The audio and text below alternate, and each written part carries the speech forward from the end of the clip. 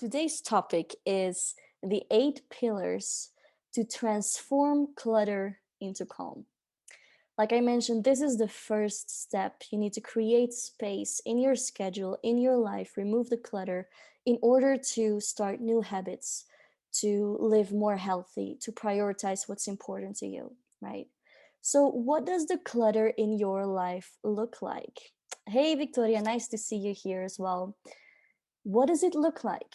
What's absorbing your energy? What makes you feel like there's chaos in your life? What aspect of your life needs more structure? When do you feel overwhelmed or scattered? So, if you're watching, and also if you're watching the replay, I invite you to take a piece of paper or to take the notes on your phone or whatever you have close by and give yourself a score from 0 to 10 on each of these 8 pillars that we're going to talk about today. Share it in the comments if you're brave. Share it with us because I'm sure every achiever will recognize struggles of other achievers and we can learn from each other. So, this is an interactive one, people. Just take that piece of paper or take the notes on your phone, and I will go through the 8 pillars to transform the clutter in your life into calm and give yourself a score on each of these 8 pillars. Too many books, can't throw them away. Yeah, I get that totally. And then you're reading 5 books at the same time, right? Instead of one by one. I know the feels. I feel overwhelmed with 2 careers, one to pay the bill, and one is my business. And soon these two will become one. Soon your passion, your own business, will pay your bills. But it's that initial stage of having to kind of do both things and balancing it out, right? And that can be very overwhelming. And that's where you need to create a new balance. So definitely that can feel like scattered and clutter, right? So let's start. The first pillar is pausing and reorganizing. So take a step back. Do you do that sometimes? Overview, have an overview of everything that's happening in your life. Are these still aligned? Like you say, when you have a bunch of books there, you're saying, I combine health with giving away books, going for a walk towards a friend by foot with one book as a gift. That is a great idea. Giving away books, going for a walk and just gift it to a friend. I have slowed down so much to not burn out but feel behind. Yes. And this first step is not only pausing or slowing down, it's also reorganizing. That's important to not feel like you're running behind, right? So is it too much? What do you need to reschedule? How often do you check in with yourself? And what often helps is how often do you take a 5 minute break for your brain to recharge those energies? And you know, I have the Give Your Brain a Break audio series where you just, in 5 minutes a day, you just take a quality break to recharge those energies, to just, instead of scrolling on your Facebook feed, right? Or instead of doing those things that really actually suck up your energy, you actually do something that recharges it. And this is the very first step when we look at the roadmap for healthy high achievers. Let me share this one with you. It's been a while. Here it is again. The very first step, right, on becoming a healthy high achiever is pushing the pause button and making a mind map of what matters to you in your life. And that's exactly what this first pillar is about: pausing and reorganizing in order to change your life, to really create a different structure, and to live more healthy and calm. So I saw another comment pop up. Let me check here. That was a great way to give my brain a break. I love pausing, but reorganizing happens more often on paper than for real. Yes, often what we put on paper, it's hard to actually execute, right? I would love to have your audios. Where can I access them? I will put the link here in these comments. Actually, I can just do it on the spot so that you have it right away. So yeah, this is just for 10 days, 5 minutes a day. You get, here it is, copy, paste. It's just 5 minutes a day, right? So you, oh, where did this go? There we go. where you learn different techniques, just a mini meditation or a breathing exercise, just something small, really, to to recharge those energies, to really disconnect from what you're doing in order to have more energy to come back to it and to do it. I try to motivate myself when decluttering my living room, taking a before and after picture. What a great idea.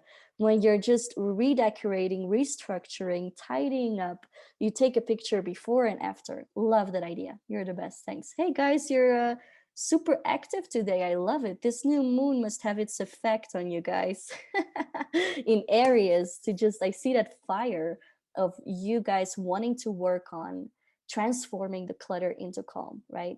So the first one is pausing and reorganizing. Second one is starting your day right. What do you do the first 20 minutes when your brain is very susceptible for influences, right? Your brain is just waking up. And that's how you can have a biggest effect on your subconscious mind. That's really where those brain waves go from very calm to very high. Do you bombard your system with messages or the news? Or do you quietly wake up? Do you turn inwards? Do you work on yourself? How you start your day affects the tone or the color of the rest of your day. If you start with full chaos and a million notifications, you will feel chaotic the rest of your day. If you start with a calm meditation, even a 5-minute routine is enough. Just checking in with yourself, thinking of things you're grateful for, having a, or looking out the window with your cup of tea in your hand. Often I do that. I just wake up, I give my eyes some sunlight, and that's how I wake up my system without getting all these impulses and influences. So give yourself a score 0 to 10 to this pillar. How good are you at having a morning, always inwards? Yes, a morning routine where you turn inwards and where you don't have those outside influences just yet. The first 5 minutes, the first 20 minutes. Number three, guys, is creating space in your busy schedule. And that's oh, I see some morning routine showing up here. I quietly wake up or sometimes preparing breakfast, half awake for my children. Yeah, half awake, kind of half asleep.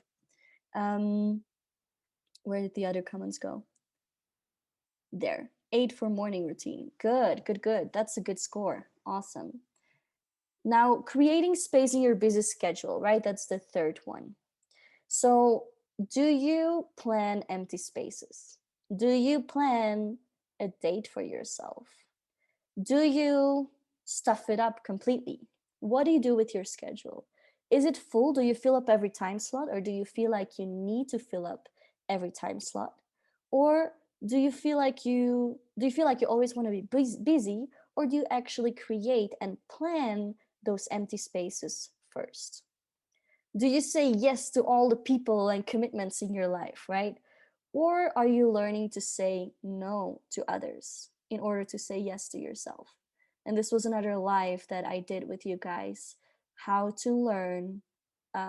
We'll catch the rest on the replay. Love your lives. Thank you. And yes, you can definitely just watch the replay, and then you take a piece of paper, you give yourself a score from 0 to 10, and I can't wait to see what the result will be. I rearranged my schedule so I have empty spots in my schedule. Love that. And you guys learned that in the mini course, the empty schedule that I created for you, where you learn a different way to plan your weeks without filling up every time slot, with planning empty spots first. And how often do you plan a healthy empty day for yourself?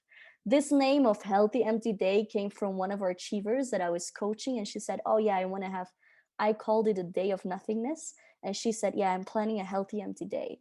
And I said, awesome. That's a very good name. And with her permission, we're using it in our 8-week program. So, how often do you have a healthy empty day for yourself?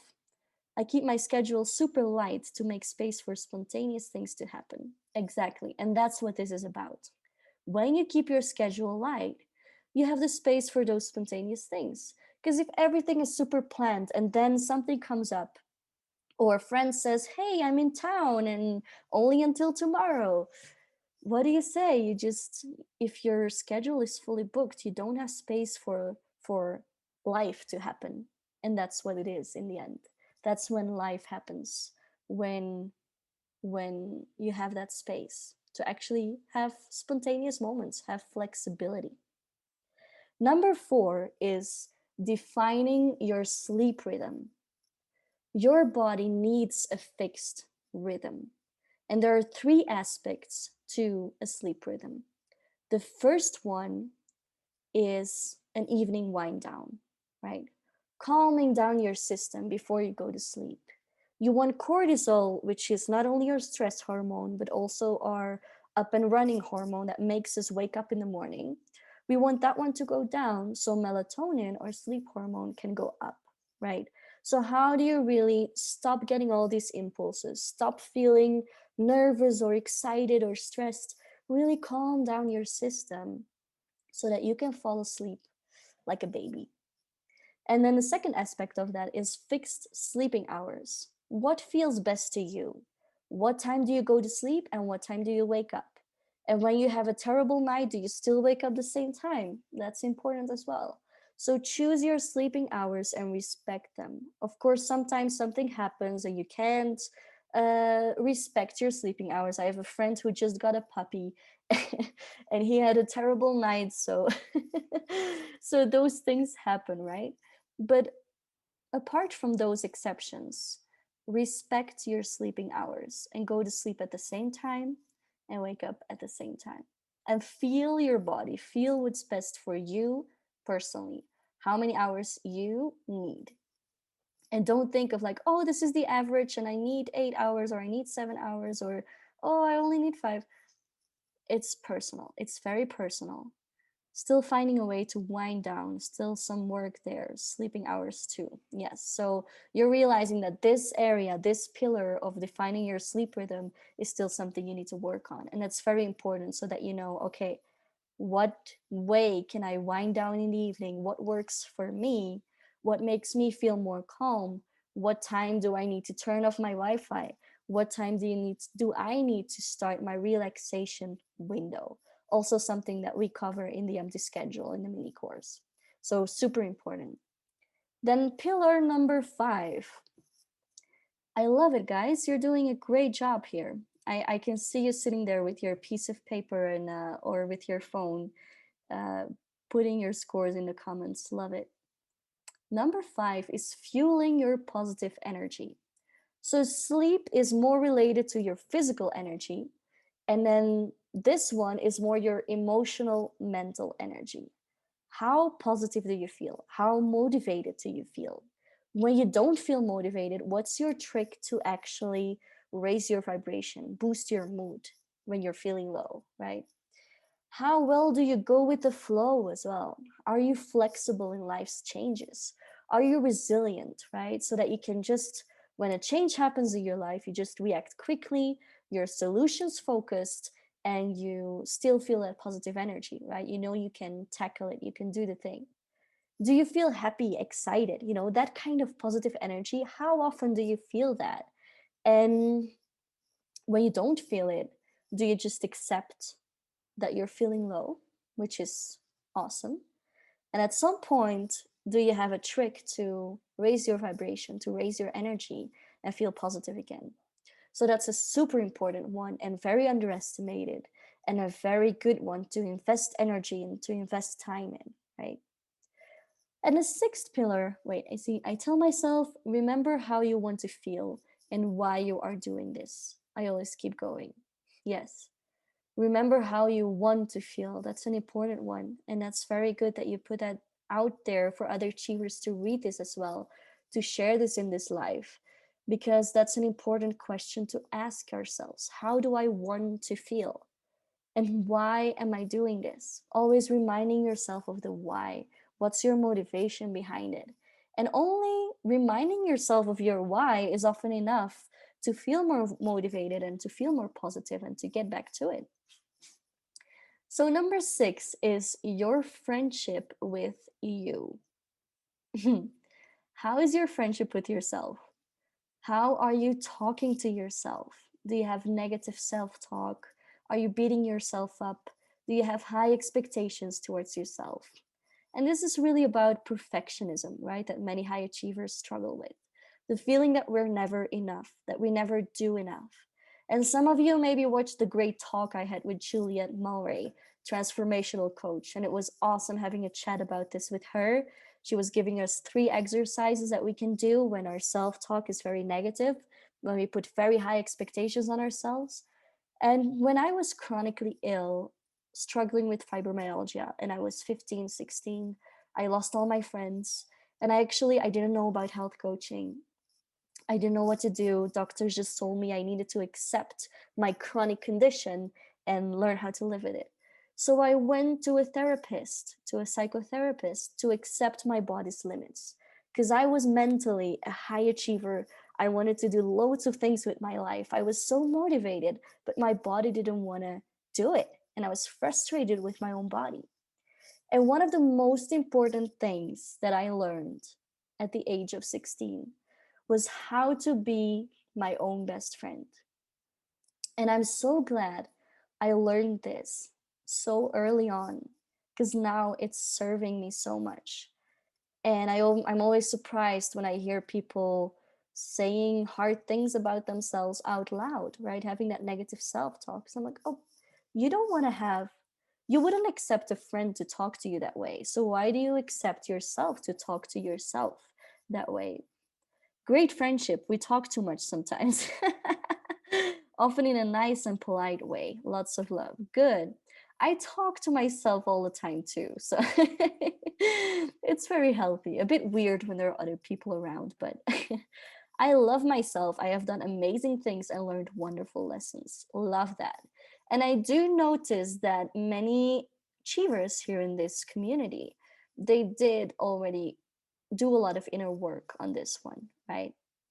But apart from the self talk and the friendship, there's also another question of, are you aware of your strengths? What are you good at? Your character strengths. Do you know what the positive aspects of your personality are? And do you actually use them actively as tools to cope with challenges, to cope with life? And as long as you answer yourself as a different person, you are okay. I don't know about that, but yeah, some people actually give a different name to that voice in their head, right? That's a good one as well. But my number one character strength is hope. And I never identified with this word. I told you this before because it sounded very woo to me, because I'm very realistic as well. But actually, it made sense because I'm very hopeful. I'm very optimistic. I'm very solutions focused, always, always thinking about how can I solve this. And so you need to learn how to use your strength as a superpower and ask yourself, or I often ask myself, how can I use my strength of hope in a way that will help me, support me to get through what I'm facing today, to get through the challenges? How can I use my hope today? And it often helps me when in life struggles, it often helps me to just see that I can post a link here when you go to the VIA character strengths, values in actions. You go to VIA and you do the test online and you see your top 5 and you just put that somewhere visible, and that those are your superpowers, those are your tools to use in any challenge in life. So number 7, we're almost there, the 8 pillars. Number 7 is refocusing the scattered mind. And it's such a big one that many clients and many achievers struggle with and that we work on. How is your focus? Because we're multi-passionate people. Our mind is all over the place. We have different projects at the same time. Maybe you have a job and then a million passions. We always want to be multitasking because the mind wants to be challenged, but it's exhausting, right? Aware of some strengths. I become aware when people ask for help. I go, oh, you think I can help you with that? And finally I see I can, and I learn more about myself. Lovely. And that's kind of that very resourceful, right? Also solution focused, but also very kind. That's social intelligence as well, to help other people. That's lovely. Yeah. Yes, my mind is indeed all over. Exactly. So that's something many achievers struggle with. How are you improving your focus? Are you eliminating your distractions? Do you focus on one thing at a time, or is your mind always going different places? What's your trick for boosting focus, right? And connected to that one is, how do you manage social media and notifications on your phone and Wi-Fi and all that, and emails and all that stuff? Is it an interrupting your work, or do you actually turn it off and then have fixed moments to check it, for example?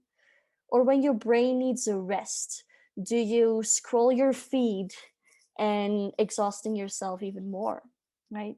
I meditate, turn my phone off.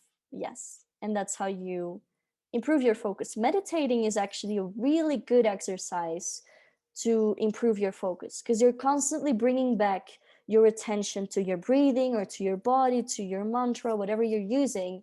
And every time the monkey mind gets distracted, which is very natural, it's actually good exercise in being kind to yourself, being like, okay, my mind gets distracted, but now I'm coming back, and improving your focus. Because the more you practice mindfulness and meditation, the better you get at focusing and other stuff as well.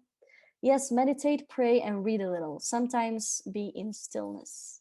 Yes, and when the mind always wants to be busy, it's good to challenge it and train it to be comfortable with stillness, to just enjoy quiet moments of doing nothing, empty moments, right? So, what do you want your relationship with social media to look like? That's also a good question to ask yourself. And then finally, pillar number 8. You're doing great work, guys. I love it. Simplifying your life. Create more simplicity and stillness, like you're saying, simplicity and minimalism. We always want to add on more, right? And we make simple things very complex. I don't know why we do that. But we always take on more commitments, more people into our lives, more and more and more, which is normal. But then there are moments where you need to check in with yourself, take off the load, simplify your life, remove the clutter, right? And just after going through all of these 7 pillars, you ask yourself, how can I create even more simplicity and minimalism in my life? When you regularly check in with yourself and you let go of what's not serving you, what doesn't really fit with you, who you want to be, right? That's where the magic happens, because it's a constant thing that you need to do every other whatever. Some people do it every week, some people every month, some people every season. Really check in with yourself and see, what do I have going on in my life, and how can I simplify all of this, all of it? Especially, for example, someone here mentioned that she was cleaning up her house, taking a before and after picture, right? So that's removing clutter in your house, simplifying the stuff you have in your house. You don't need all that stuff, right? That's one aspect of it. And the other thing about simplicity and just going with that flow of your body's energy, counting in units of energy instead of units of time, dividing your energy well over all of your plans, learning to listen to your body. Just stop stuffing up your schedule and remember that you don't need to fill out every time slot in your planner. So I know it's a lot. These are 8 pillars. What's your self evaluation? Where are you at right now?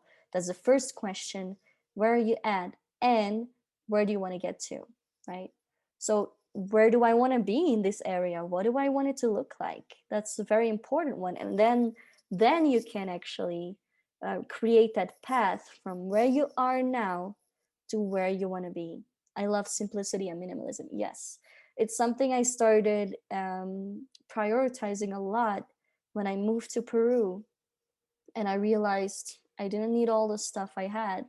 And when I went back to Belgium, I remember entering my room and just feeling totally overwhelmed by all the stuff I had in there, and feeling so surprised by my friends who were always so busy and always so having a lot of noise and clutter and activity in their lives. I was like, whoa, yeah, it's very healthy and important to live a more simple life. So these are the exact 8 modules of my new online course, From Clutter to Calm. And I told you it's a lot. That's why we cover these 8 modules in 8 weeks, so that every week you can work on another pillar at your own pace. There are 8-minute videos. Everything's in eight. I don't know why I chose eight, but I wonder what my numerology friend would say about this. So these are 8-minute videos. We have worksheets to personalize, and all all of it is based on your feedback in the Healthy High Achievers community. I don't know why I used the plural. Maybe because I'm switching to a platform. So I saw some of you already switch to healthyhighachievers.community, which is awesome. And it will become super active in May. And I'm so excited for that. But first, so I want to give you a sneak peek of that actually, because on that platform, you will have your online courses. This program will be on there as well. Where is it? Oh, here. Share. Here we go. Yes. So this is From Clutter to Calm. Guess what? The 8 pillars are exactly what we talked about today. So this course is to get rid of the chaos in your head, find a new daily rhythm, get rid of that constant train of thoughts, that overly busy brain, listen to your body, and improve your sleep. So here's the outline, guys, and you can see that every week is a different aspect of exactly what I went through with you today. And if I go in there, it's actually pretty exciting. I can show you behind the scenes because some of you joined already, some of you haven't. So here it is, setting everything up, and we have the first course on here, the 8-week program From Clutter to Calm. So when we go in here, you can see that this is a program. I'm just giving you a sneak peek. The first one is pressing the pause button, right? So you have these short 8-minute videos here of just me talking to you, and the worksheets to fill out. So in PDF and document, you can personalize everything. Oops. Today we're talking about pressing the pause button. You see? And they're all, this one is 7 minutes even. So perfect for high achievers. You can just complete, go to the next module at your own pace. But I advise you to go through it week by week. So just getting back to your comments here. Thank you, Maya. Such a great live. Eager to know more about your course. Yes, so actually, I am looking for a tryout group. The tryout group will get a 60% discount just for this first group to go through the course. And in return, of course, I want something in return. I want you to help me tweak and improve to open the doors for all healthy high achievers and beyond, right?